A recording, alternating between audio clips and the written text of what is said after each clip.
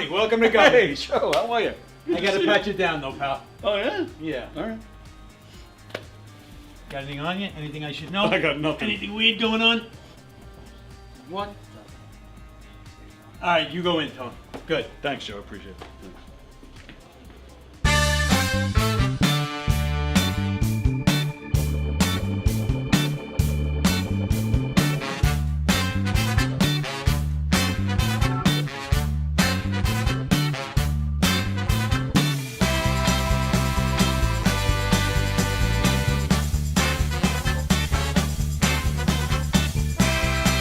Hi, I'm Tom Kelly of The Tom Kelly Show.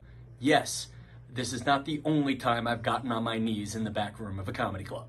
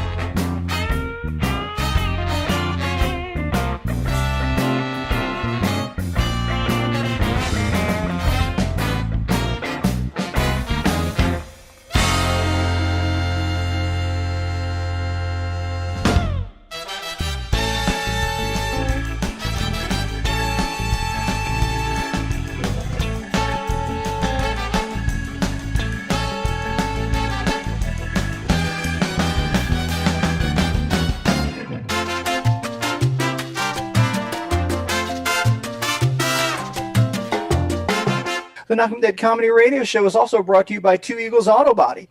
For more than 25 years, Two Eagles Auto Body has been the leader in auto body repairs and customer satisfaction on Long Island. Two Eagles Auto Body handles every type of auto repair from custom applications and restorations to repairs involving insurance claims. Give Two Eagles Auto Body a call and please ask for John Rossi at 516-328-2527. That's 516-328-2527.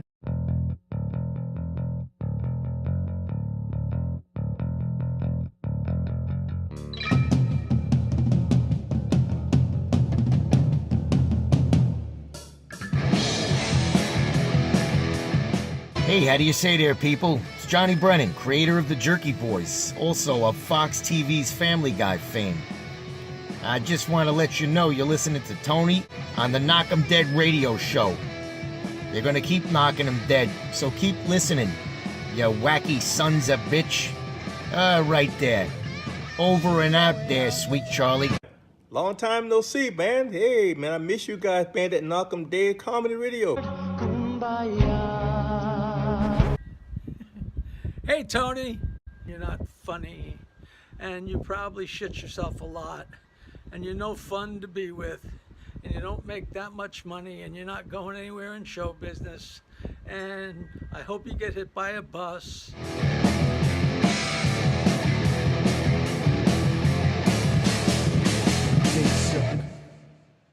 Let's give a big shout out to Tony Walker.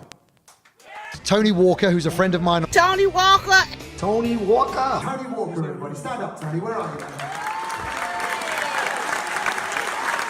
Tony Walker!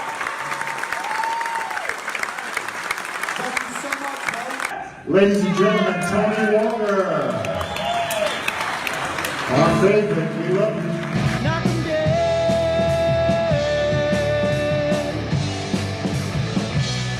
Comedy show!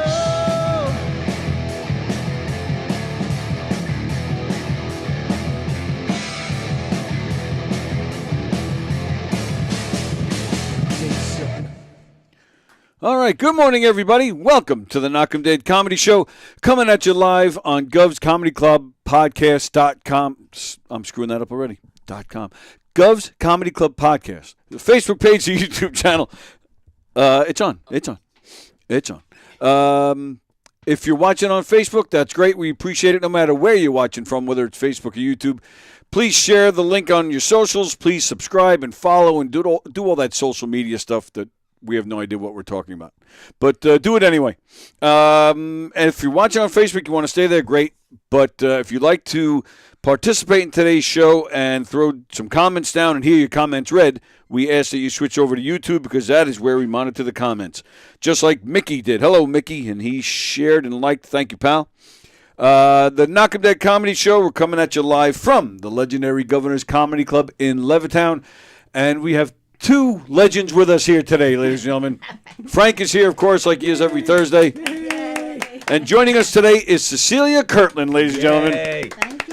I do this with all the guests. I apologize. I wasn't ignoring you. I know you guys are talking. I was just setting up, so we really haven't. Okay, I just throwing that out there because it's all good. All right, cool. Because a lot of people think that I'm just ignoring them, and Not I'm at all. no, yeah. Frank's the friendlier one, anyway. Nice. Well, and I know Frank. How do you know Frank? Let's start with that. How do you know Frank? Jeez. Well, from the music scene. Yeah. I think you came to one of my gigs in Port Washington. Was that what it was? Okay. I think that's where I first met you. Wow. Okay. A long time ago. I think the first thing I remember seeing you at was it was your CD party. You were Okay. for Small Comfort for the album. Okay. I think that's my first memory of it anyway. Okay, this was a coffee house in Port Washington. Okay. That you came to, and I think that was before the CD release. Oh, okay. But I'm not sure. No, you're probably right. I'm foggy. Was that Classy Coffee? Yeah. I remember that place. It might have been. Oh my God. It might have been that they had two locations. Yes, they Washington and Huntington. Yep. You remember that place? I do. I remember that. Yeah. You played there a Played there bit. quite a bit. Yeah, I do. I remember that. Wow. Wow. Yeah. Wow, I forgot all about that place. Yeah. The weird thing was the Huntington location changed their name from Classy Coffee to Classy Cafe at Classy Coffee. That's quite the name. Yeah. Don't know why. Yeah, that's and now it's a jewelry store. So. Oh, okay, there you go. Yeah.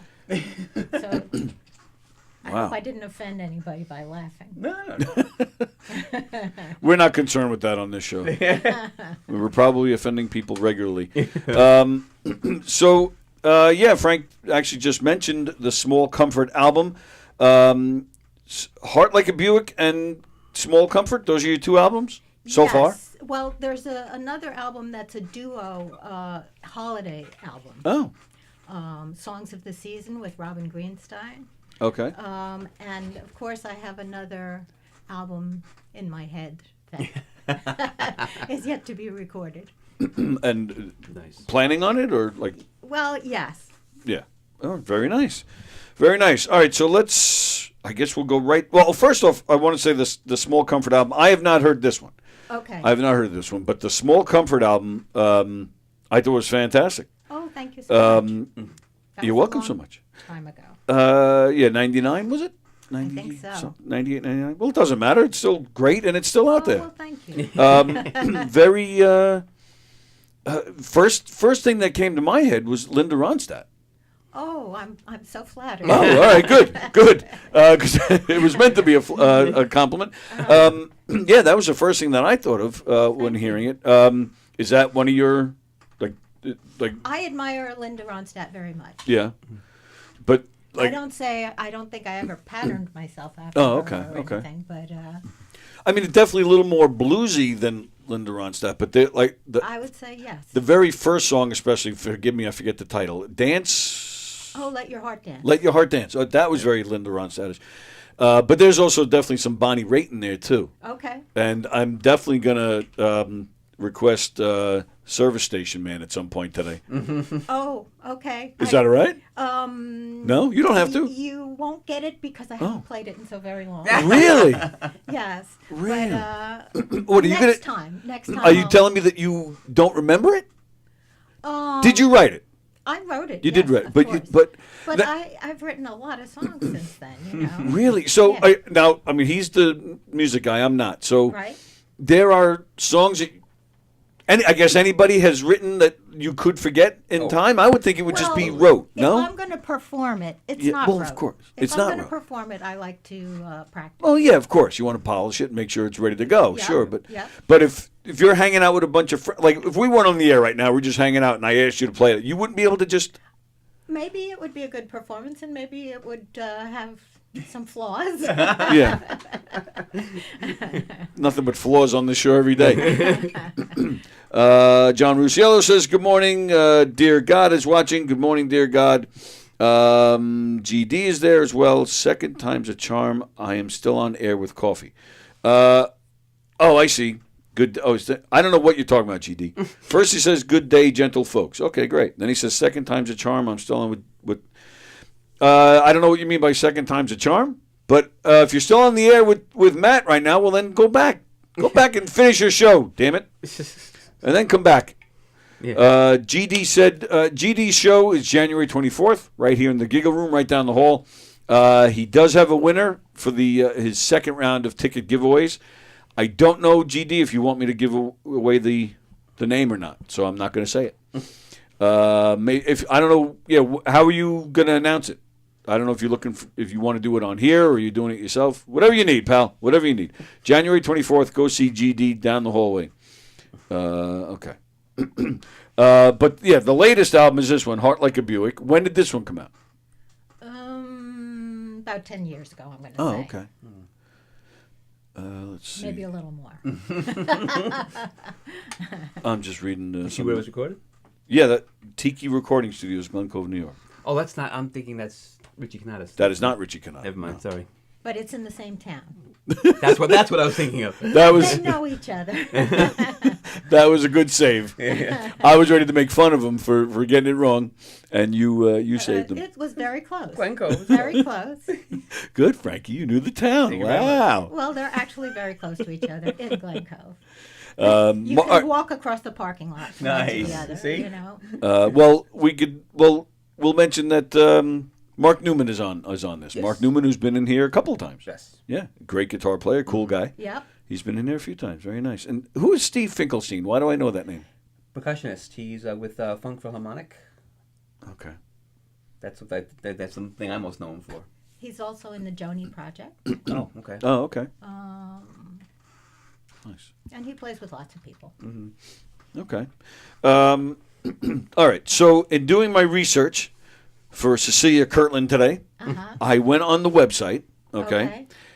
And I go on the bio, and I read the following paragraph. The musical odyssey begins in early childhood with the sounds of Mozart and Bach that filled the family home, along with Latin American folk music, a few popular Broadway shows, and a smattering of other things. It finds itself at a maturity in music with a much more obvious connection to blues, soul, and pop music, but owes something to everything that came before, including an adolescent interest in the traditional music of the Appalachians, Bessie Smith, Billie Holiday, Mississippi John Hurt, and all the folk singers and singer-songwriters of the day, the British invasion, classic blues and R&B, and the influences will probably never end. You just covered the whole gamut right there. Well, we left out heavy metal and opera. There you go. Heavy metal in opera. Yeah. Right. So if I ask for some opera today, we're not getting that? A little Judas Priest covers, maybe? No. Right. Well, all right. With the exception of opera and heavy metal, I thought this was like such a great way of just saying I like everything. I love music. I love music. Right. And that's so like you grew up in your house like was full of music. Yes, my mom listens to a lot of classical music. Oh, okay. And it just kind of still does. Mm-hmm. And it just kind of went from there. Yes. I think that a lot of pop and rock musicians will say that they kind of got like Billy Joel. I'm thinking immediately Everybody loves Bach. Right. Who doesn't love Bach? Right. Go ahead, say it. I know what you're thinking. What? You're thinking MASH. Oh no, you. Bach. Right. No, I forgot about that. Actually. Did you? I'm aging myself, but that was a famous line from MASH. Right. Well, you're younger than me, I'm sure. Yeah, you think so? Yeah, I do. Really? Yep. All right. I'll take your word for it. You look younger than me. Well, you're very kind. Oh, yeah, yes, I am. Hello, Jeff. Jeff Skelsey's watching. Hello, Jeff. Good to see you. So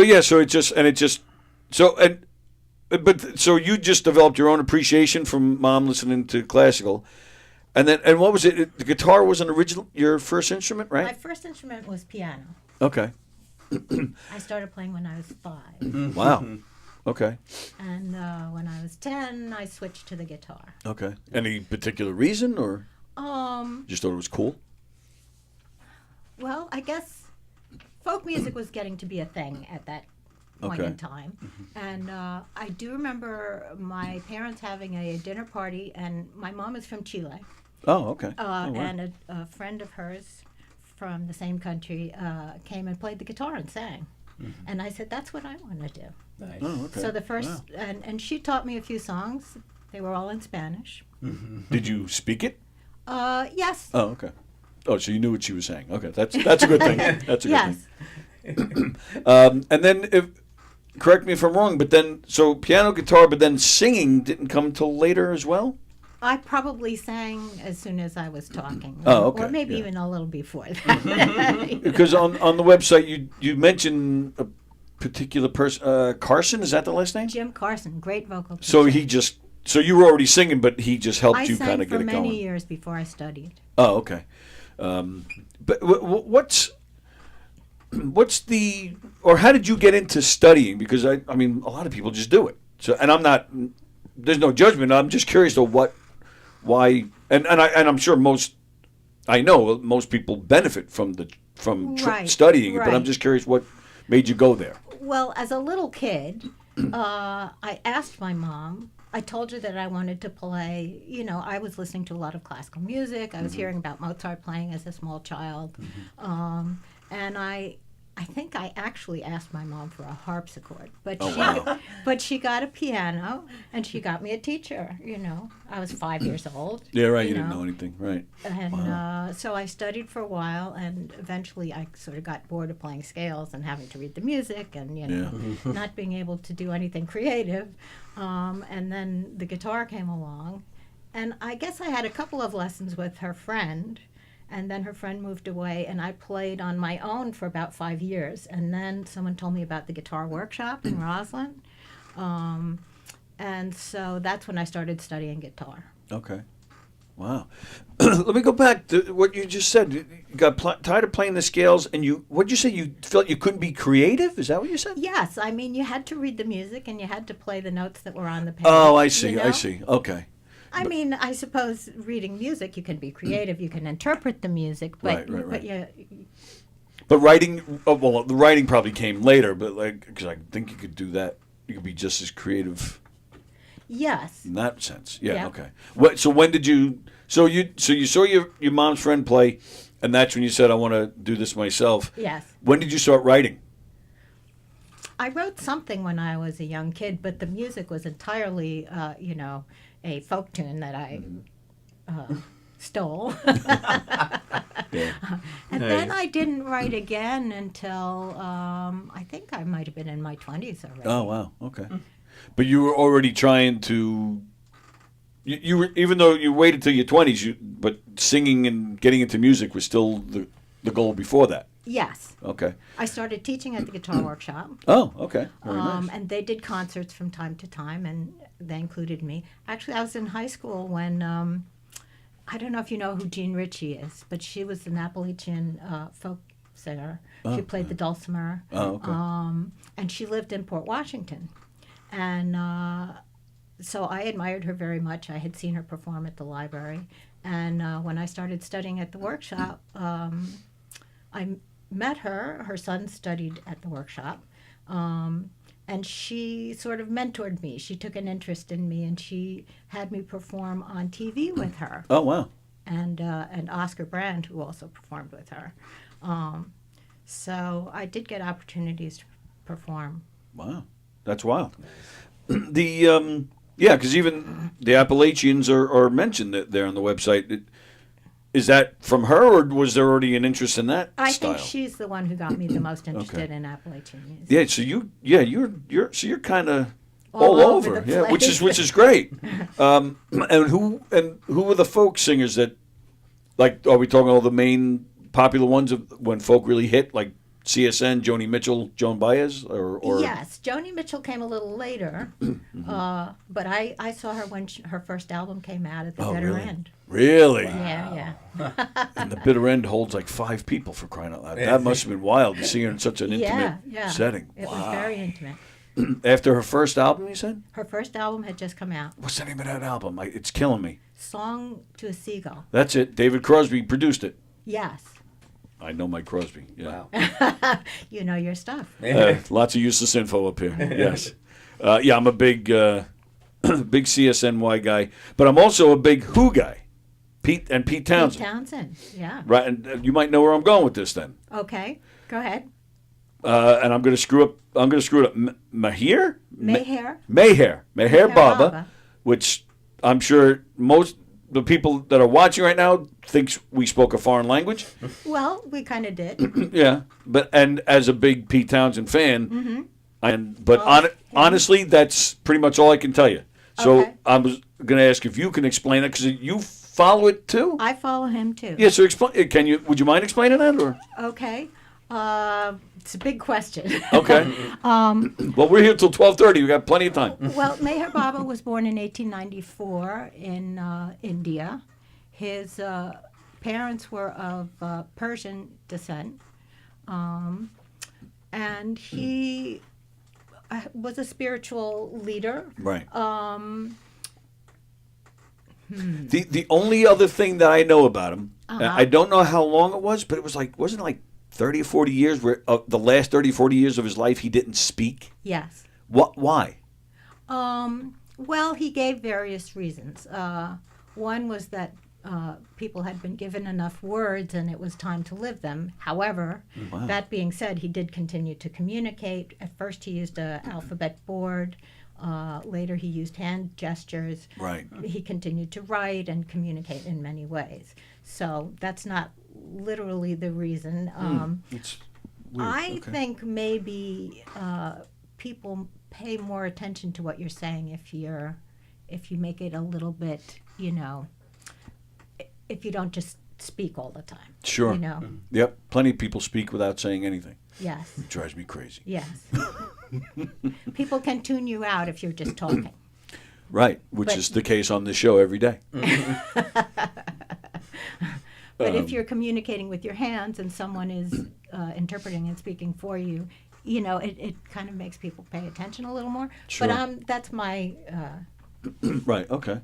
And as a spiritual leader, so he wasn't... He didn't start, his own religion, so to speak. He said that he did not come to start a religion. Okay. That it was his aim to draw all the religions together like beads on one string, and that he was available to one and all through all of the religions or without the religions. Okay. It's funny, Beads on One String, that's the name of a song on the last 2 albums. Okay. So that's why I went, yeah. That's why I did that. Yeah, Yeah. Pete Townsend wrote a lot of great songs that were about Baba. Right, yeah. Bob O'Reilly, everybody thinks that song is called Teenage Wasteland, and it's not. And even that, they're like, Teenage Wasteland, let's get wasted, which that is not what the song's about at all. No. It's about what a waste it is to. Exactly. Meher Baba said that drugs were mentally, physically, and spiritually harmful. That was his message. Yeah, right. He also said, don't worry, be happy. Yes, he did. That's right. I did know that, and I forgot. But you're, yeah. So Bobby McFerrin he should give Mayor Baba a writing credit. Let's see. All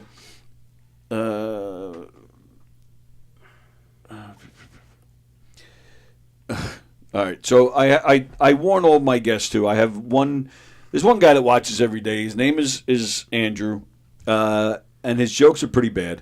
So I'm just warning you now. And this one's harmless. It's not funny. It's bad, but I'll read it anyway. In terms of classical music, I can't stand when people talk about Beethoven like they know everything he's ever painted. One of our lovely listeners in California, Ann, she says, hi, Tony, Frank, and Cecilia. Good morning, everyone. Good morning. Let's see. And, of course, now John Rusciello is flirting with Ann. Yeah, I'm not reading that one. And then Big Don says, Pete Townsend is the man. Anybody know who Big Don is? Would that be connected to? No. All right. Well, Big Don, thanks for watching. Who are you? Thanks for watching, and hope you stick around. But yes, Pete Townsend is the man. Fremder, I believe the Who is doing a ballet. Who are you? 2222. Oh, jeez. Oh, Fremder. Oof. I don't even know why I even read that. Wow. All right, now It made you laugh. Yeah. I don't know about that, but yeah. Excuse me. So, so the first, like I said, I listened to Small Comfort. I have not heard this one, but according to my sources, this is a much softer, almost like a real folky type feel on this one. There's no drum set. There's percussion. Oh, okay. So it's more acoustic. Now, so the first album is very it's a full band feel. It's kind of, I don't want to say poppy, but it's got some blues, rock, again, full band feel to it. Right. Was that intentional? You know, like when you wrote the songs, when you were planning this album, you wanted to make something different than the first one? Well, I felt like my guitar playing kind of got buried in the first album. Okay. And this one is more like what I do live, and you can hear the guitar. You know? Sure, that would help, yeah. And I will say there's a song I watched, Better Angels, is that the name of the song? Oh, yes. Great guitar work on that. I really, Thank you. yeah, I Thank really you. like a good hook. You know, Uh-huh. and yeah, there was like we talked about it. Was it last week? Day Tripper has, good hook to it. Ain't Talking About Love by Van Halen. The intro is a good hook. Right, guitar riffs. Guitar riffs, right? And that's how I kind of heard I'm that glad one. you Yeah, like that. yeah. Are you familiar with that one? I think I've heard it once. I don't remember it offhand, but Yeah, I really like the guitar work on that one. I mean, not that the words weren't good. Sorry, but I really like the guitar. Now, you guys, you said you met playing at the coffee place, but now you've also done the Harry Chapin thing too, right? I did that for a few years, yes. Yeah. And you get into that through Frank, or? Well, I knew Stu Marcus as well. Oh, okay. I guess a lot of my friends are involved in that. Yeah. Oh, is that right? Yeah. Yeah. The so your live shows, a lot of covers? Depends on the gig. Okay. Because that's something I talk about pretty much with every musical guest. It just seems like doing originals has become pretty hard to do, or just far and few in between as far as doing gigs with original music. Well, at this stage of my life, I don't need to gig as much as I once did. Oh, really? I can be a little more selective. Okay. And I take the singer-songwriter ones. Right. Over, I'm not as interested in doing, bar gigs and and restaurants, where. Well, so it used to be what, like a money thing, or an exposure thing when you do the bars? I always supported myself as a musician. I give lessons too. Right. Really, no real job. No. Really? Yeah. Oh, good for you. Well, I put it in quotes to defend myself because this is a real job too. But you know what I meant when I did that. When my son was young, I was doing weddings and bar mitzvahs and things like that Sure. as well. Right. Which in my younger days I thought I would never do, but wedding gigs pay the bills, they man. pay well, and they actually turned out to be fun. you Sure. know? Mm-hmm. Yeah. Songs that I would never listen to necessarily myself, Right. Are actually fun to sing. So you're out there with the wedding band singing, I don't know, Ryan. Moni or Yeah, whatever. right. Yep, Sweet Caroline, right? And, Well, the Sweet Caroline, I don't quite go there. Yeah. Well, Moni too. There's I know, there's stuff they I throw in there. Let me go back. I meant to ask this a few minutes ago when we were talking about Mayor Baba. Does that like affect your like? Did you write songs about it, or we mentioned again with Sweet Caroline not going there? Like, were there certain gigs you wouldn't do, or songs you won't sing because of the spiritual connection? Or No, but when I write, I find he's always in there somewhere. Okay. Even though a song might necessarily be intended to be about him, but he's always in there. Okay. Okay, but yeah, all right. And that's great that you. I wasn't aware. That's actually one of my questions was what was your full-time thing? So I didn't realize that made a living playing music. That's fantastic. But that says a lot about you because that's not easy to do. You really had to hustle and work hard. I don't know how to do anything else. Well, I hear you. I don't know how to do anything, which is why I just stand here and talk and be stupid. Wow, that's great. So, playing weddings. Oh, you know what? We should we get a song? Please. Yeah, it'd be great. It's up to you. Whatever you want to play. And what is that hanging on the top there? That's a tuner. That's a. Oh, that's a tuner. Okay. Nice. Is that all right? Sure. You're cool with playing? Nice. We came to play. Very good. Anything you want. Doesn't matter. Okay, this is called More Love. It hasn't been recorded yet. Ooh, an exclusive. And it's kind of my take on what the world needs now.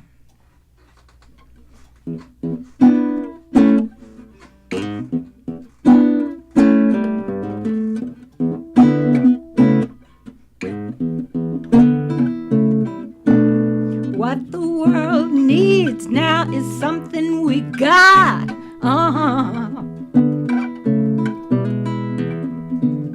We've got to open hearts, let the love out. It's easy to say, not always easy to do, but if you want to change the world, begin with you. What the world needs now is love, more love, more love. Fight fire with fire and the house burns down.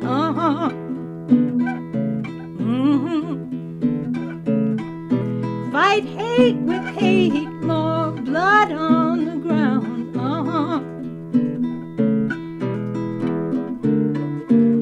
It's hard to be kind when so many are cruel. Hard to see the good in misguided fools. Only love can pull us through.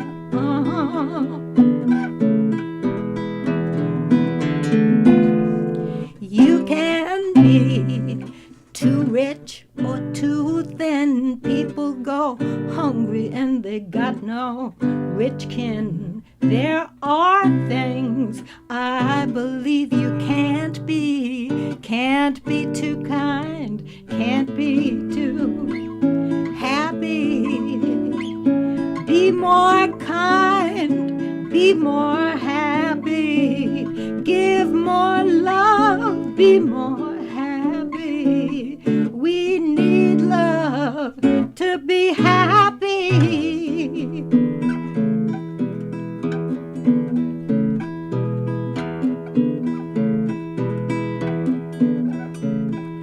What the world needs now is love, more love, more love. Why ask God for what He's already given us? More love. We got to be the change we want to see. Live the life, you and me. What the world needs now is love, more love, more love. Love, love, love, more love, more love. Love, love, love, more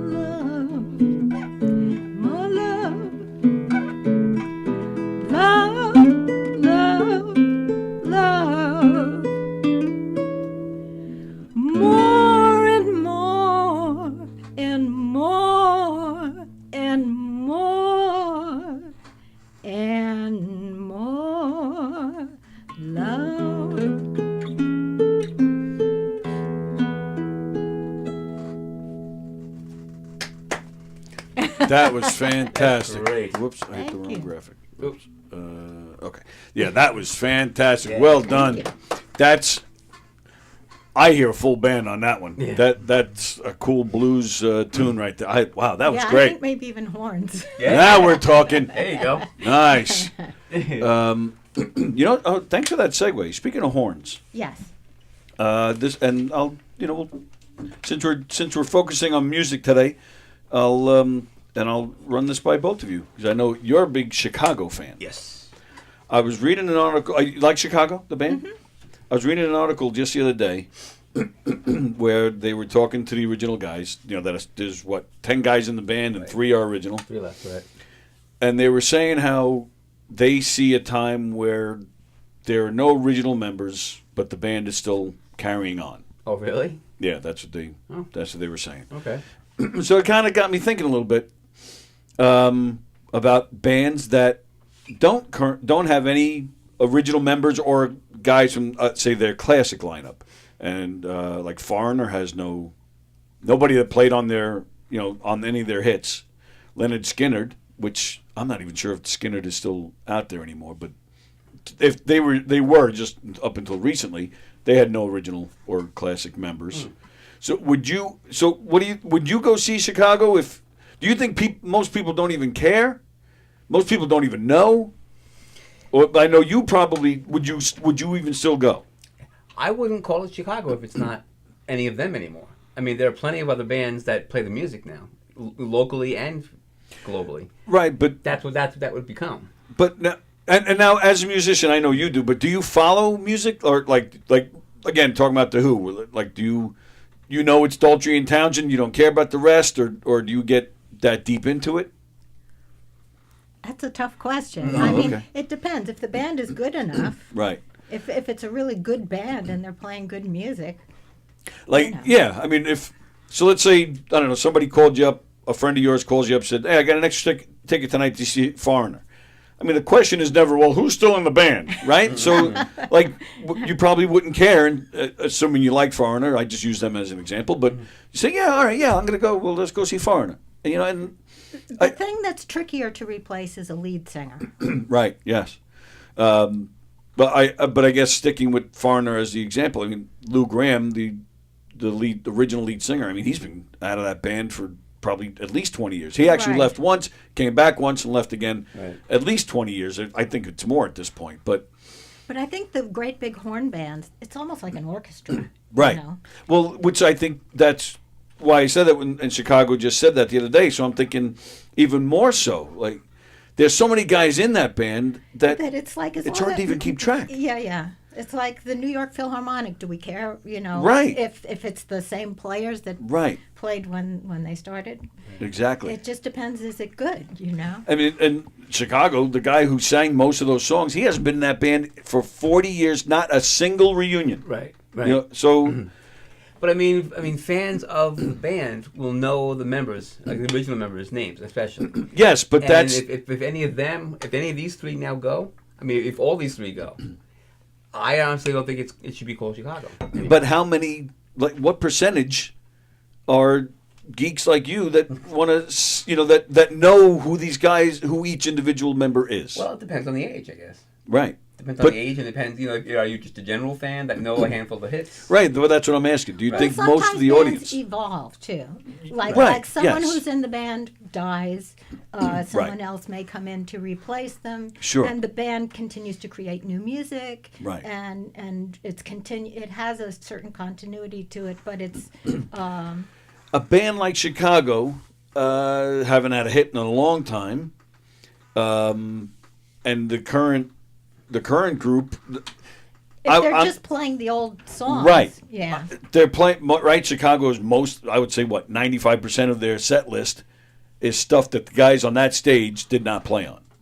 Except for the horn. Except for the original members, right. But still the lead, these lead singers for that band, Peter Cetera left in the 80s. Right. They had some other guys come in. They had some minor hits with those guys. Right. So they were able to get through it, but now, especially the lead singer, he didn't sing on any of their known songs. He's only made one album with them? Like one or two, yeah, something like All right, that. But I mean, the original other singer is still there, and the main writer is still there, Robert Lamb. Right. Yeah. And two of the original horn guys are still there. And I think a band like that, if you're a fan, you know who they are. So if they're not there, if none of them are there, that I think it should just be called like a Chicago tribute. Yeah, well, that's... if Billy Joel's going to show up, you still going to call it Billy Joel? No. Sometimes I've wondered that, they're going to try with that band. Mike Del Giudice sings Billy Joel at Madison Square Garden. But he's not trying to be Billy Joel. Well, right. Yeah, but these guys aren't trying to be anybody. They're just singing.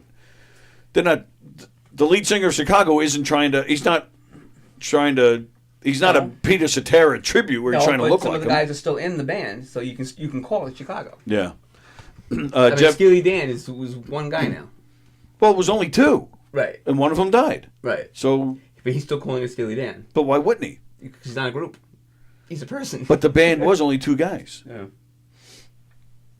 And to your point about Robert Lamb, Donald Fagen was, he was the main guy for Steely Dan. Mickey Dolenz going out as the Monkees? He's not, though. Well, that's what I'm saying. But that's the same kind of thing. I think it's a question that you can't really answer definitively. Yeah. But would you go see it? How about that?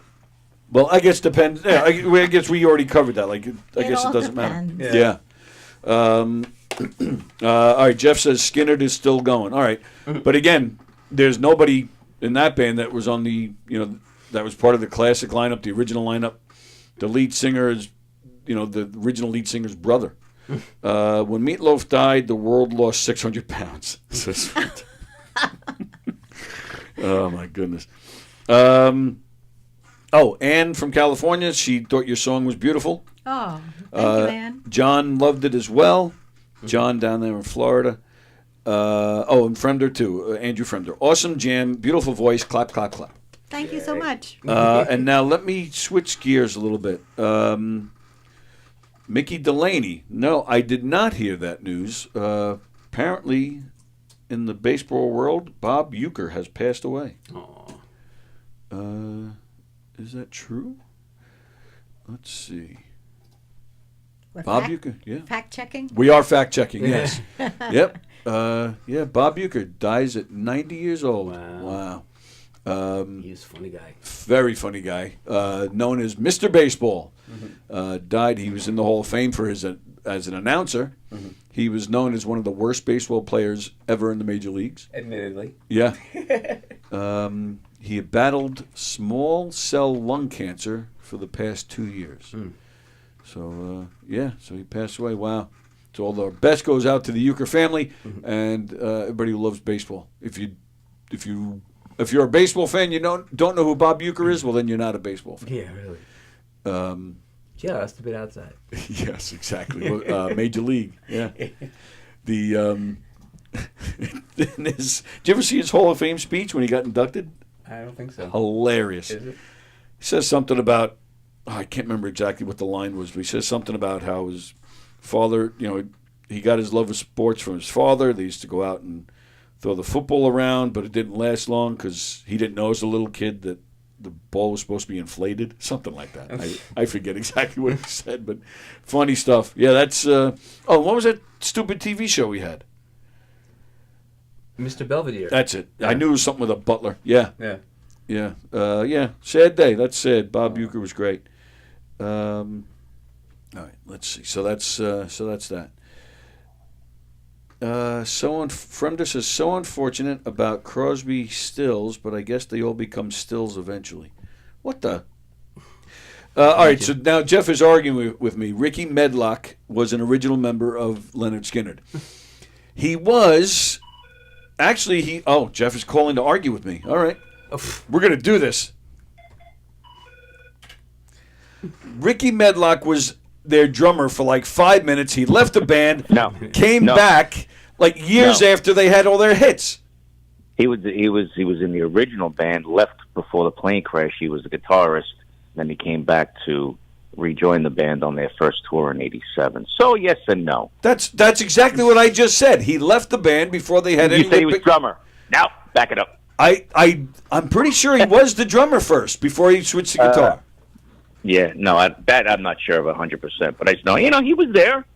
He was an original. He just, got lucky and left before the plane crash. Well, which is lucky for him, but the point still remains that he was not on any of those tunes.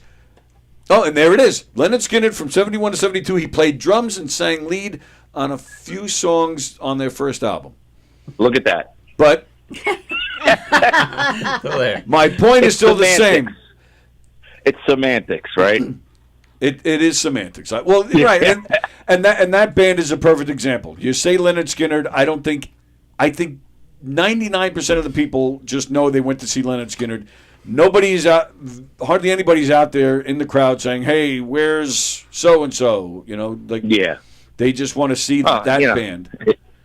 His brother does an amazing job at the vocals. Yes, he does. Lead band, Yes, and then does. you're talking about bands that aren't of their core build from when they came out, or replacing lead singers. Journey replaced the lead singer with an awesome lead singer to replace Steve Perry. Right, but it's still Journey in the back. Right, that's exactly it. The main guy, the leader of that band, is still there. Neil Schoen, the guitar player. And him and the keyboard player Jonathan Cain wrote most of the songs. Yeah, and they're both and still they up hate there. each other. And they do hate each other. I know. I personally think that's all attention. I don't think any of that's real, personally. But now Chicago. Yeah, I don't know if you went with me or not. I seen Chicago with Pete Cetera. God, I don't know. What are we now in our 50s? So it's probably 30-something years ago. Well, he left the band 85 he left. 85 he left. So 40 years ago he left the band. So yeah. So I guess I probably saw him right before that. I wonder who took. Probably my brother took it wasn't me. No. It wasn't me. I wonder never who saw took Cetera. me. Yeah, once I saw him once. Yeah. But that was a good show though. Too bad on him. Yeah, and I personally think his solo career sucks. But terrible. Yeah. Oh, it was terrible. Not a fan. Was terrible. And the band sounded. I thought they had great songs with him, but I thought they sounded better without him. Without him? Yeah, without him. Yeah. Yeah, you like that the guy that got now better? Well, they've had, I think, 60 guys between the guy they have now and Peter Cetera. I mean, it's always changing. So who? I forget who the guy is they've had now, but they've had him for a little while actually. So they've had him a long time now. What's his name, Frank? I forget. Come on, Frank. I can't remember his name. Chicago fan. Come on, Frank. He calls himself Chicago fan. He doesn't even know the guy's name. Neil Donnell. What? Neil Donnell. Neil Donnell? Wow, that's a name. So there you go. Neil Donnell. Yeah. I don't know. I don't know who's better, but I still enjoy the show. Yeah, absolutely. Right. Yeah. It's still Chicago to me. I don't care how many of them are left. Oh, all right. And that was exactly what the topic was. Do people care, or do they just want to see, I guess, what would be the official band? Yeah. Yeah. No, I get that. But you're there, hopefully that, they do the original music justice, which they've been doing. Right, exactly. And it's still one of the best horn bands probably in the world. Yep, I agree with you there. When it comes to the horn section, there's no other band like it. So the Blues Brothers. The Blues Brothers had a great horn section. But they weren't known for their horns. Well, true, they weren't known for the horns. Okay, you're right. More like Earth, Wind and Fire. Blood, Sweat, and Tears. Right. Like that. Yep. Yeah. All right, cool. Yep. Anyway, all right, gang. Just want to call and say hey. Hey. The very nice song that your guest played. That was very nice. Yeah, we're gonna get her to play another one. Yeah. All right. Cool. All right, man. Have a good day, folks. You too, pal. See you, bro. What are your favorite bands? Name a few of your favorite bands. Oh, boy. Or artists. That's hard. Well, I think my favorite singer-songwriter is Sting. Sting? Nice. Nice. Good answer. Yeah. Wow. Sting is great. Yes. His first 4 solo albums, are just as close to perfection as you get with music. Yes. Unbelievable. Yes. Yeah. Wow. And the range of his musical taste is huge. Yes. I liked those what is it? Utte? A utte? Is that the instrument? The instrument? Yeah. He made a few albums with that was basically just him and a utte. A couple of good songs, but it's hard for me to listen to it straight through, because it was just a little. Okay, I need a little. What album is this? Oh boy! This is something recent? within the maybe past 10, 15 years. Okay. I guess that's recent for us. I guess I guess it is recent. I remember Winter was in the title, and that's all I can remember. Okay. A Winter's Night or something like that. Yeah. You know, I'm looking everything else up. I may as well do that too. I think you're right. Yeah. And then he got a little weird. He started making albums with Shaggy, the rap artist Shaggy. Okay, I haven't Sting. heard of those. I was like, Sting, what are you doing? And that last song he just put out a couple months ago, Blue Chunks, was terrible. What was it called? Something about loving. I can't remember the name. I wrote your name upon my heart. Oh, yeah, I didn't care for it at all. Let's see, where is it? His first solo album is my favorite one, and that and the accompanying movie that came with it. Oh, Bring On the Night. Yeah, the rehearsal movie.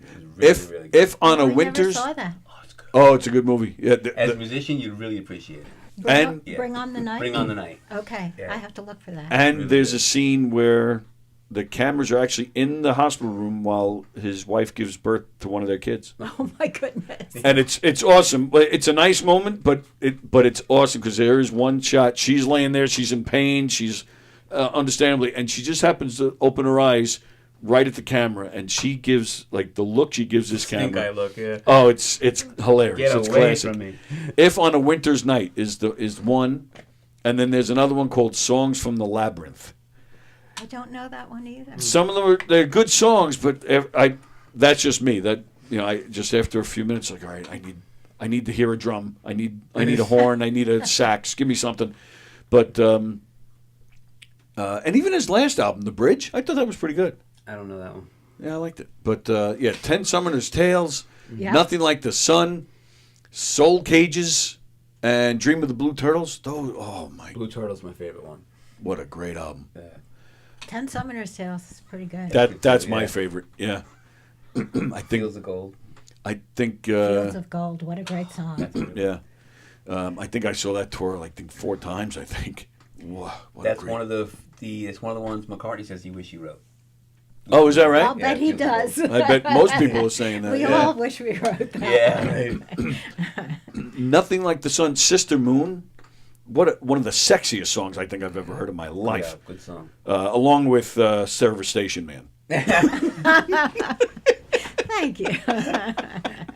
Okay, Sting to cover that one would be great. Yeah, right. Well, that would be kind of. I think that was more inspired by Alberta Hunter. Oh, okay. Alberta Hunter? No.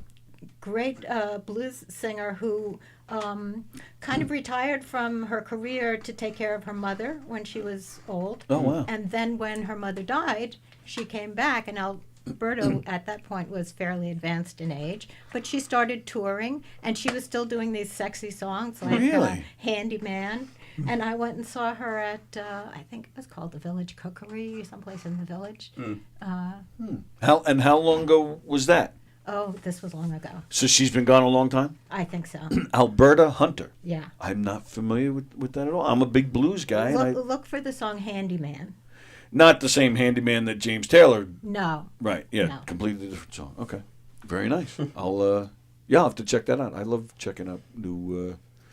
Love discovering new stuff. Mm-hmm.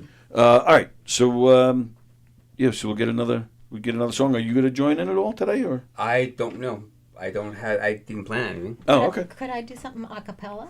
Sure. You can do whatever you want. Yeah. Okay, so this has a really easy chorus. If you want to sing. And you can clap your hands, but if you do, you have to watch for cues because there are stops. Oh, okay. I want to be with you. I want to be with you. I want to be with you now. I want to be with you. I want to be with you. I want to be with you. I want to be with you now. I want to be with you. Sun is shining bright today. Little breeze coming through. Cash in my pocket. Nothing I got to do. Got no prior commitments, no other interest to pursue. And all that I desire is just to be with you. I want to be with you. I want to be with you. I want to be with you now. I want to be with you. I want to be with you. I want to be with you. I want to be with you now. I want to be with you. We could go to the beach, baby. We could go to a bar. We could go to the movies or go driving in my car. We could slouch on the couch having biscuits and tea. A child little soul jelly roll, have your way with me. Tell me what you want, baby. That's what I want too. I don't care what or where, just so it's with you. And I will be your Juliet. I will be your Jeannie. I will be your Jezebel or even Isabella Rossellini. Today's the day we can play. Tomorrow it may follow.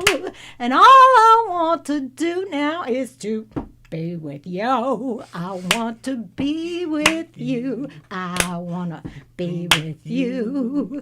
I want to be with you now. I want to be with you. I want to be with you. I want to be with you. I want to be with you now. I want to be with you. That is my new favorite song. Isabel, that's a great line, the Rossellini line. That's great. Did you? How long ago did you write that for me? Tony, I only just met you. Wow. Tony came to me in a dream. That's right. Yes, I did. Wow. That was, wow. That's great. Well, you're a little naughty. I am. Now, was that written for somebody in particular? I'm not going to ask who. Just curious. I'm curious the inspiration for that song. Yes. Nice. Yes. And did it work? Well, it was kind of a retro. Oh, all right. You know, you draw up feelings that you've had in the past and can still use them creatively. Yeah. Yeah. I'm getting creative in my head right now. Wow, that was cool. Do you have other songs like that? Service Station Man. Well, yeah. Have you ever gone on a date or have you ever been with somebody and you sang that because that would totally work. I'm just telling you right now that was awesome. Wow. Oh, thank you. Now let me ask you, and I know this may be a weird question, like when you in the song when you said when you sang "Baby," was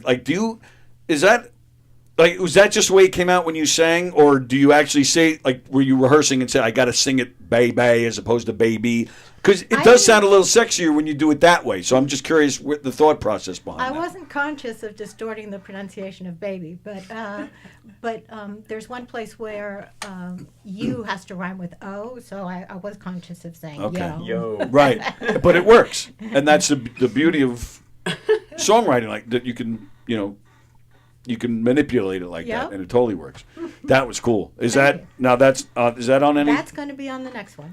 So we've gotten two You've gotten exclusives. two from the next one. Very nice. Wow. And I will. And are you going to record it like that? A cappella like that? I think so. Yeah, because it totally it will worked. have a lot of harmony vocals. Oh, okay. Nice. All right. Wow. And yeah, harmony vocals, but it's got to be all girls. I'm just throwing that out there because it just you throw a guy on it, that ruins it for me. I want. I think it should be all you harmonies. Well, I figured I would work them out just Yeah. recording it myself. But Still I talking think about the song. Yeah, but I think I will have other people sing the parts after I've worked them out. Right. Or maybe I'll be in there. I don't know. Oh, you're in there. One of the songs we did for the Harry Chapin thing, she did an arrangement of a song called Jubilation, right? Which is Harry's, and I think it might actually be his brother's. Oh, is it? I think it might be. Oh, I don't know. Okay. Wow. I learned it because Judith did it the year before that, Right. that I did it. Big fan of Chicago, big fan of Harry Chapin, and you're getting all the information about them wrong today. I don't know. But what the Not main, all. Oh. Just one little Now thing work here with and me there. here. the main reason I said is because she did her own arrangement of it, and she taught it to a bunch of us. We sang it behind her at the show. Right. And it was a great arrangement. That was actually one thing Frank said about you before you came in today, was that you're very good at you'll cover a song, but make cool different arrangements of them. Oh, thanks. Yeah. Yeah. I don't. What else? Because you didn't give me any examples when we talked. Yeah, I did. You said, did? two of them I remember were Little Help from My Friends. Oh, you did say that. Yes. And Can't Do That. Okay. You totally reworked both of those. Yeah. Let's see. Let me go back and read some comments here. The band Real Big Fish, the horn players, was by far the best, says John Rusciello. I've heard of Real Big Fish. I'm not familiar with any of their work. No? I don't know No? that. Oh, okay. No, I don't know. I guess you could say he's a stinger-songwriter, says Fremder. Oh, awful. If B. Arthur married Sting, her name would be B. Sting. I've never heard that, and I wish I didn't. Oh, boy. Actually, Sting isn't his real name. Well, yeah. Wow. Alberta Hunter passed in 1984. She was one of the greats. Saw her when she performed at the Apollo Theater, says John Rusciello. Wow. There you go. All right. My apologies. I've never heard of Alberta. Have you? No. Yeah, I don't know who that is. If she hadn't come out again at that point in time and started Mm-hmm. performing again, and if I hadn't seen her in the Village, I might not know her either. Wow. And so what? What led you? Was that was just like a coincidence type thing? Like what led you to see her? I don't remember, but I do remember that there was a big article about her in the Times Oh, okay. at that time. Yeah. I don't remember if that was after I saw her or before. All right. No, that's interesting. All right. So we asked what some of your favorite bands are. Are there any bands? And I'm not. You don't have to trash anybody, but are there any bands you don't get? Like you don't get the appeal? Sure, loads of them. Oh yeah. Bon Jovi is always mine. I just don't get what people see in them. Yeah. But I tend to forget about the ones that I'm not Good interested answer. in. Good answer. All right. Let's go with memorable gigs. Like. Okay. It could be anything. A great response, a bomb, or maybe somebody big jumped up on stage with you. Like any memorable gigs that you've had. Oh boy, that's a tough question. All right, I'll help you. Okay. Did you play with Dr. John? I did. I opened with my friend Ray Lambiers with his band. Yeah. Why do I know that name? Who is He's that? another singer-songwriter. He's great. Okay. You should have A him local on. guy, or is he? Yeah, he lives in Cold Spring Harbor. Okay. Yeah, I've definitely heard the name. I can't really place it though. Yeah, I okay. remember the name too. And you two played together opening for Dr. John? Is that Well, what you I said? was singing with him. Oh, okay. You know. He Wow. was doing, That's a great gig to open up for Yep. Dr. John. yeah. He's fantastic. Or was Yes. fantastic. Yeah. Did you used to play My Father's Place also? Yes. And, I guess my most recent openings for shows there was not that long ago. Nice. Well, for Dr. John, did you meet him? Did he have any advice? Did you play together? Anything? Not so much. No. Okay. I opened for Betty Levette. That was, Oh, I'm wow. a big fan of hers. Okay. So I enjoyed that. Yeah. Wow. Right. So with Dr. John, you were just in the right place at the right time. Steve. Not everybody will get that. Yeah, right. That's fine. You have to know. But Steve Forbett too. Yeah. Same thing. You opened for him somewhere? I or? opened for him at my father's place. Wow. These are some good names here. Yeah. Yeah. I know you said that's a hard question. I would just be rattling those names out. I know, but it's early in the day and my brain isn't working Oh, that great. Oh, is that what it is? It's Yeah. you musicians. This is. I'm a late. When do you normally wake up? It's not that I wouldn't be up now. It's just that my brain functions better later in the day. You know. Well, after all, you rock and rollers, sex, drugs, and rock and roll, then you're functioning. I'm teasing. Yeah, I get that. That's something we get a lot from the Yeah. musicians in here. It's too early. I did open for Loudon Wainwright III. I Oh, enjoyed wow. that. Nice. That's a name I haven't heard in a long time. Yeah. Is he still? He's still He's still around. out there. Yeah, Yeah. still doing Wow. Yeah, that's. Those are some interesting, cool names. Yeah. Yeah. And he was particularly nice. I enjoyed talking to him. Oh, okay. That's what I like to hear, that these guys, are welcoming to, I mean, you're playing a lot on the local scene, you're known on the local scene, but you're not. So it's nice that he's not, acting like he's above it. So Right. that's cool. But you didn't play with any of these guys. You talked to them, opened and the show, right, yeah. right. That's great. Did any of them have any advice as far as your career or your music, like anything that stayed with you? No, you just got to play with them, hang out with them. Good enough. Good enough. All right, I guess we got a laugh from Fremder, so he's keeping going here. If Snoop Dogg married Winnie the Pooh, his name would be Snoop Doggy Dog Pooh. Oh, dear. Goodness. Oh, dear. That's the IQ level of our listeners. Sorry, or our viewers. So, but yeah. Sad thing is, it's funny. Yeah, right. Don't encourage them. So, but yeah. Now, as far as gigs, yeah, you ever? What about as far as audience? Any gigs that you remember that maybe? Like I said, maybe like in comedy. That's an interesting question for you guys. In comedy, because Frank's a music guy, I'm in the comedy world here. We're at Governor's Comedy Club. We talk a lot. I think the comedians, we talk more about when we bomb than we do talking about the good gigs. Or even when we're talking about the good gigs, we might have, 100 people laughing their asses off. But this one guy right here didn't laugh, and we focus on that. Right. Is that the same with you guys, with the musicians, or no? You try not to do that, because if you're focusing on the person who isn't responding to you, it has a negative effect on your performance. But I usually take it more as like a competitive challenge. Like, I got to win that guy over.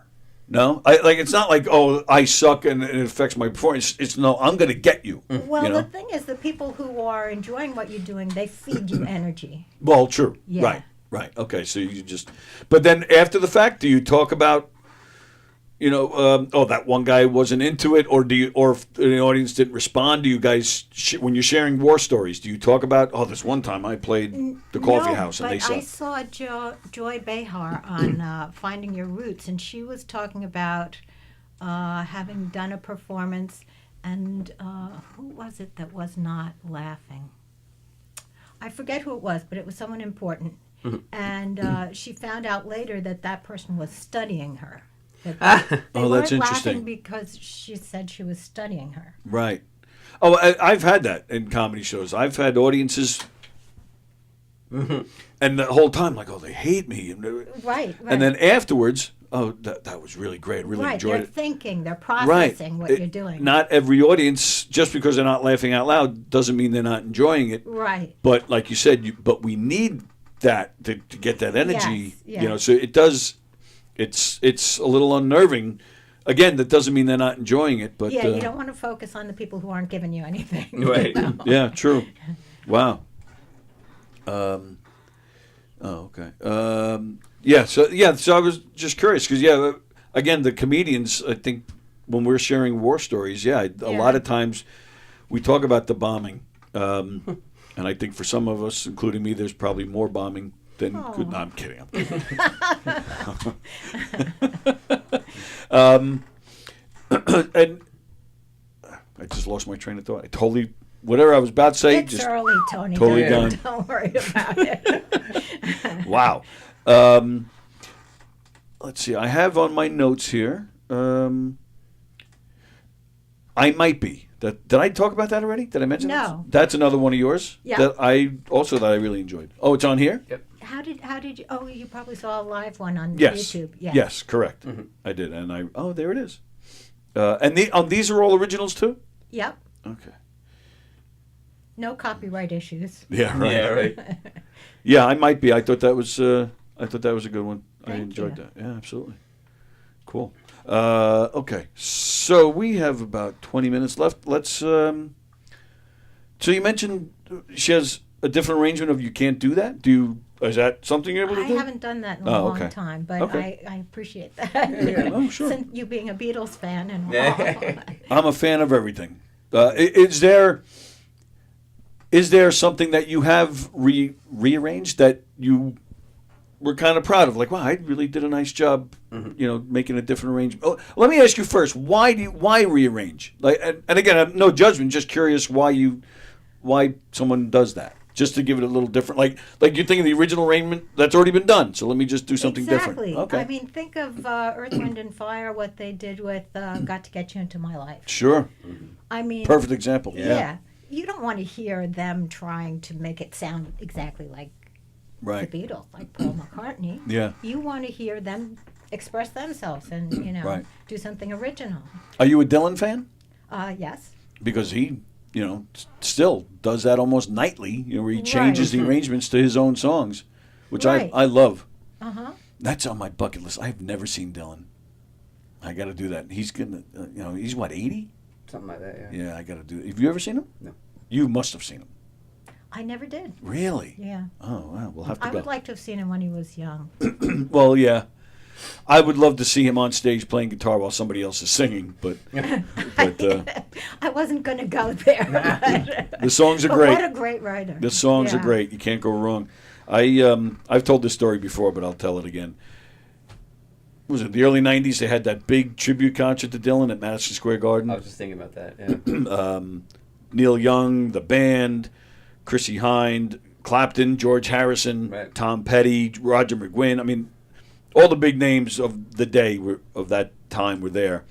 Sheryl Crow was one of the background singers. She wasn't big yet. That's right. Wow. And a buddy of mine had a Ticketmaster, Ticketron. What was the one you had to go online? Ticketron. Yeah. He had a Ticketron machine at his CD shop, Rob. Right. And he got a bunch of tickets. And he said, he called me up. He said, he had, I think, first or second row for this concert. He said, you got to go. We got to go. We're going to see George Harrison. It's going to be amazing. And my wife, who is not my wife anymore, but was my wife then, she wouldn't let me go because the tickets were too expensive. So I totally missed this concert. And this is early 90s. The expensive tickets you wouldn't let me spend the money on was $60. Oh, my. Where at the time I was willing to spend it, but now that sounds like nothing. Yeah. Right. To see all those people on one stage, I mean, you're probably for that kind of ticket, you're probably spending a few grand now. Yeah. And I missed it. I still kick myself for that. I mean, everybody. Mellencamp was there. I mean, everybody was there. Dylan himself came out at the end. Right. Ron Wood, Pearl Jam, Stevie Wonder. I can go on all day. Right. Wow. Yeah. Wow. Kills me. Fremder, two cannibals were eating a comedian and one said to the other, I think this tastes funny. All right, that's an old joke, Fremder. Yeah, right. Come on now. Wow. All right. Do you have any gigs coming up that you want to promote? I don't. Oh, okay. However, if people want to know when and where I'm playing, they can go on my website and use the contact form to send me their email address. Oh, okay. Because I do an emailing list. The website is? CeciliaKirtland.com. There you go. Doesn't get any simpler than that. Yeah, right. Just, so remember and I'm that. also on Facebook. Right. And you talking before about the desire to, do gigs isn't, you no longer have the desire to play the bars and whatnot. So where do you get your fix, so to speak? Like, I mean, we're trying to make a living, but you're not playing solely for the money. So where do you get your... The singer-songwriter things are the things that I most... But you do them enough that you're not... Well, I just did one in Freeport, and I did one a couple months ago in Huntington at the Cinema Arts Center. Right. So a couple months ago, but that's what I'm saying. Like in between, you're not like itching to get out there and play. Like. Well, I'm also doing the assisted living gigs. Oh, okay. So I'm still playing. Oh, you are doing that as well. Oh, yeah, okay. Yeah, okay. I'm not doing my own songs there, but right. I am playing. The assisted living gigs. So that's you're playing songs that they're familiar with to kind of Right. get them going a little bit, right? Yep. It might okay. There's a friend, a comedian that plays the assisted living gigs quite Yep. often. Les Deegan, the nicest guy in the world, love him. Yeah. And same thing, he throws a little music into his act, and cool. same thing, he'll sing stuff that from their time, and Right. stuff that they'll get. I would think that's kind of rewarding. Yep. Yeah. And if a bar or restaurant gig falls in my lap and it happens to work for me, I'll do it. Yeah, sure, right. But you're not out there I'm not chasing out there it. chasing it anymore. Nice. And the next album that we got 2 exclusives from, is that planned, or that is that in the works, or that not yet? I haven't recorded anything yet. Okay. But it's definitely in the works. Oh, sure. Now, and like we said, the first one, full band, driving. Well, let me say this. I used Okay. to be married to a drummer. Oh, okay. Oh, so he was kind of more behind that album? So he played the drums on that album. Okay. All right. Okay. Oh, so, all right. So otherwise, if you weren't married to him at the time you made that, would it sound more like this? I don't know. Oh, okay. Well, that's because that's what I was wondering. Like you had that style on that one. This one's more folksy, would you say? Or It's more acoustic. more acoustic. So are you going to do something now? Like you're going to go back to a full band? You're going to go acoustic? You're going to do salsa? Like what's the plan for the next one? Or you haven't gotten that far? Yeah, I don't want to say just yet. Oh, we will okay. sort of let things develop. Keep Opera them waiting. metal. What's that? Opera metal. Operatic metal. Right. I think that should be. We definitely won't be going out. Definitely not. with some rap thrown in there. Yes. No, I don't think so. Frank Kafora says, married to a drummer, they're the worst. Frank Kafora is the drummer for a Genesis tribute band. So, and they're fantastic. When was that? Was that this past Friday that I just saw you, Frank? Yeah, that's right. Yeah, it's a week ago tomorrow. I just saw them. Seconds out, they're fantastic. Yeah. I keep losing my train of thought here. So, was that song you sang before? What was the title? I Just Want to Be With You. Was that the title? I think I'm going to call that Desire. Desire. Oh, see, this is getting better and better. Now I know, like I mentioned, that song was written for me, but. That's fine. You can. Oh yeah, I'm gonna keep telling myself you hear it however you want to hear it. All right. My lips are sealed. Surely you have sang that song for other guys that have reacted the same way. Don't call her Shirley. Oh my goodness. You set me up. Sorry. Oh my goodness. I'm sorry. Don't be sorry. Fremda says, I like everyone's shirt. You guys look like 3 types of berries. All right, that was pretty good, Fremda. I like that. That was good. Wow. All right, cool. All right, so we have about 10 minutes. Can we get some more music? Is that all right? Absolutely. That'd be great. We're getting some good tunes today.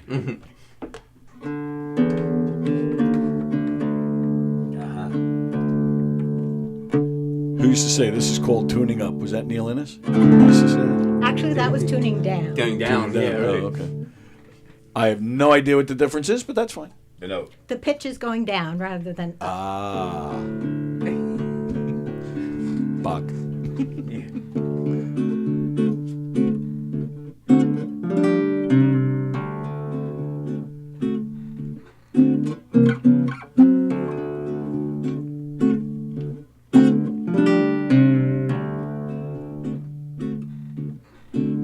He's got a heart like a Buick and a smile like a Cheshire cat.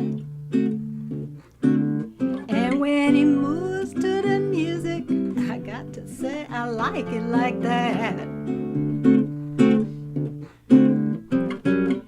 He's all right when trouble comes calling. He's like a when the sky is falling.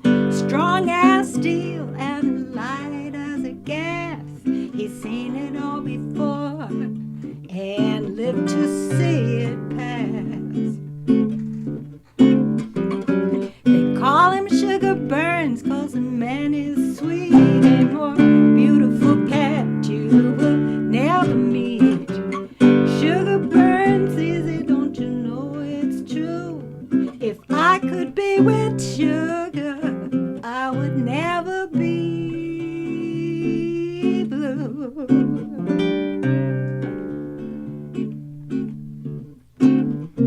He's a sympathetic soul, you know he loves everybody he sees. He don't keep it to himself, man's so full of joie de vivre. Don't have lots of money, but he does all right. He's not a star in the Hollywood spotlight. He is just a man with a bottomless heart. Once you come to sugar, you will never depart. Call him Sugar Burns 'cause the man is sweet and more beautiful cat you will never meet. Sugar burns easy, don't you know it's true? If I could be with sugar, I would never be blue.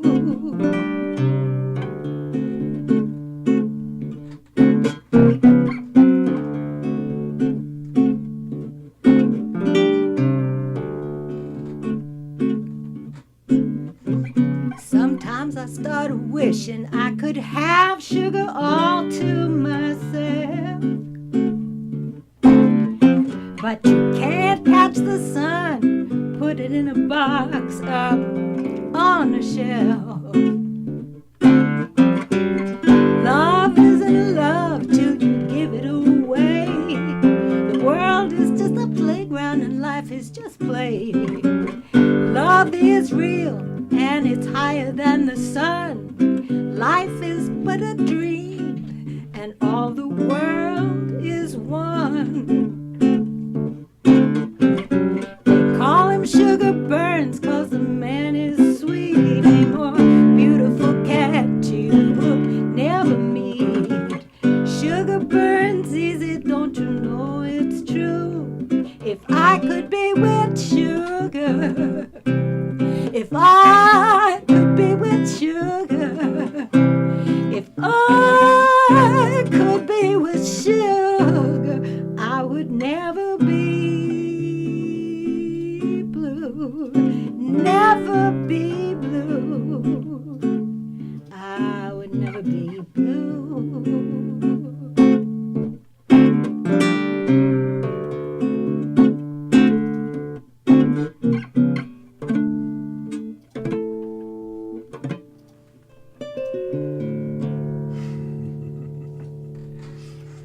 Awesome. That was great. That's great. Is there a particular man known as Sugar out there somewhere? You know, when I started writing this, I thought I was creating a fictitious, perfect Sure. man. And I wrote a verse and a chorus, and I got stuck. Mm-hmm. And I was thinking about the fact that actors sometimes will sort of borrow things from people they know to create a character. Absolutely right, yeah. And I was trying to think of someone who might have something in common with Sugar Burns. And I'm sitting there racking my brain, and I couldn't think of anyone. And I had a picture of Meher Baba on my desk. Oh, wow. And I started doodling on the page, making a picture of Meher Baba. And when his picture was right next to the title, it dawned on me that, everything I had said about this person fit. And and the rest of the song just came really easily. Okay. Wow. Because all right. Because I wouldn't have. I'm very surprised to hear that. Yes, if I had set out to write a song about Meher Baba, it wouldn't have been like that. Right, exactly, right. But, Wow. I like the theme, though, today. Like the song, like we're talking a lot about semi-naughty songs. So this, I mean, that's how I interpreted that one. But yeah. but that's me. Yeah, right. but if you look at the lyric, there's nothing about sex in it. Oh, you're right. Yeah, that's just me. And the heart like a Buick comes from the expression as big as a Buick. Oh, okay. Okay. That was actually on my list of questions too. Yeah. Okay. And again, not to downplay the words at all, but again, I'm very impressed with the guitar playing. Thank you. Do you get? Have you ever been on anybody else's album, or has anybody ever asked you to play guitar? Yeah, just for your guitar work. No. Really, I'm surprised. I've done background vocals for other people. Yeah. Which I understand too. The voice is great, but well, thank you. And the words are great too. But I'm I like I said, I'm a big blues guy. So do you play? No, I don't play anything. I can't. Yeah, I can't for the life of me. I do take credit though, because it was me that took guitar lessons as a kid, who quit and then put the guitar down, and then he picked it up, and then 2 seconds later he's playing full songs.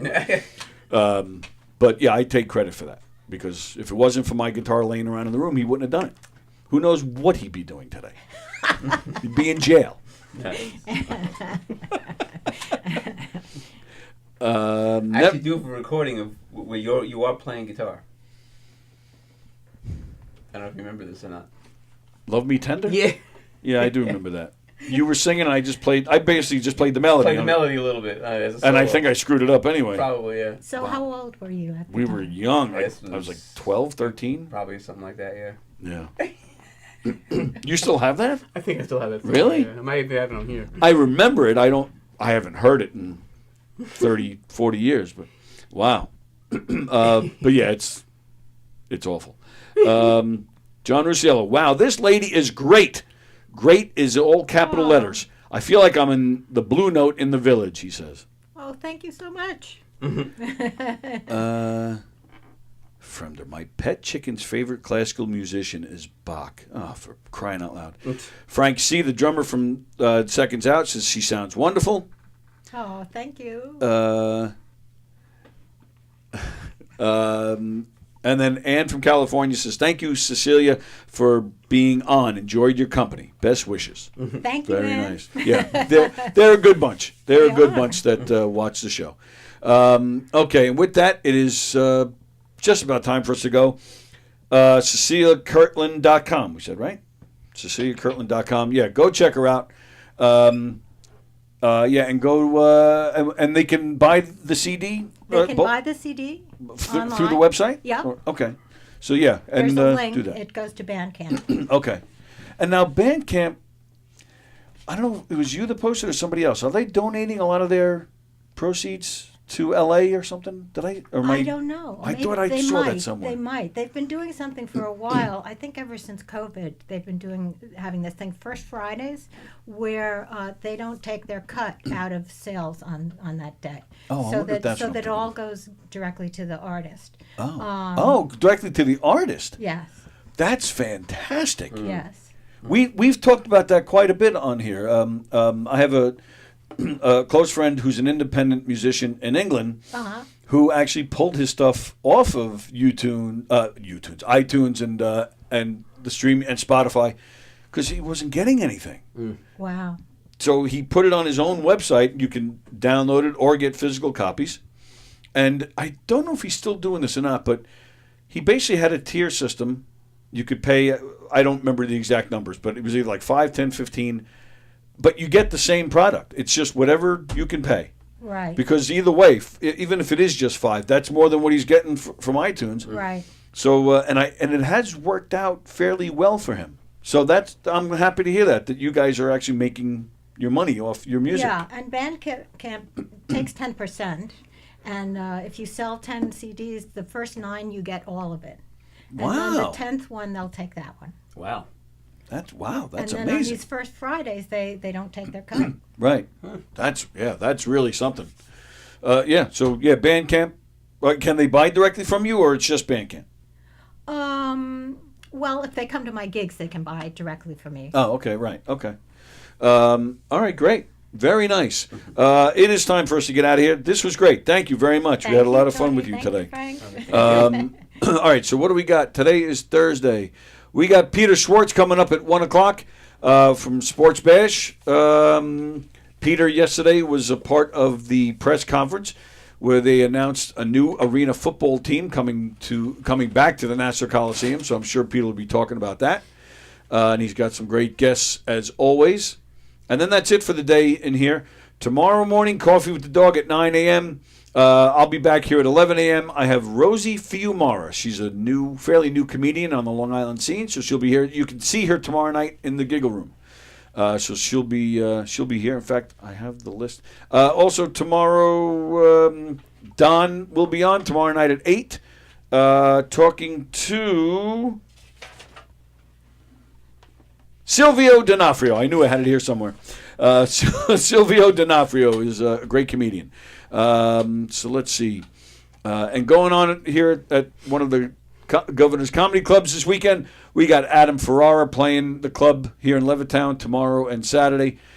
Tomorrow night in the Giggle Room, Fat Jay, Pat Dunn, Jason Mercado. Like I said, Rosie will be here, Lou Pratz, and some other great comedians. Saturday night in the Giggle Room, Charlie Paquette and friends with our pal Tyler Noble. At the Brokerage this weekend, J.P. Sears is playing.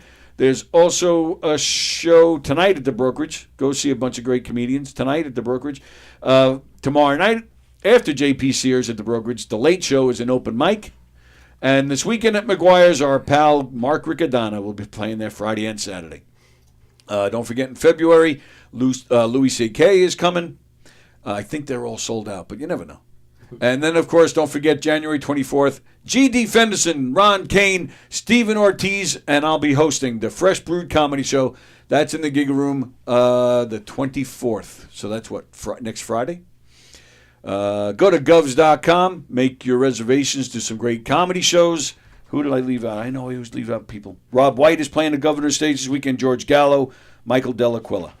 Sorry I left them out. Lots of great names playing Governor's comedy stages this weekend. Govs.com is the website.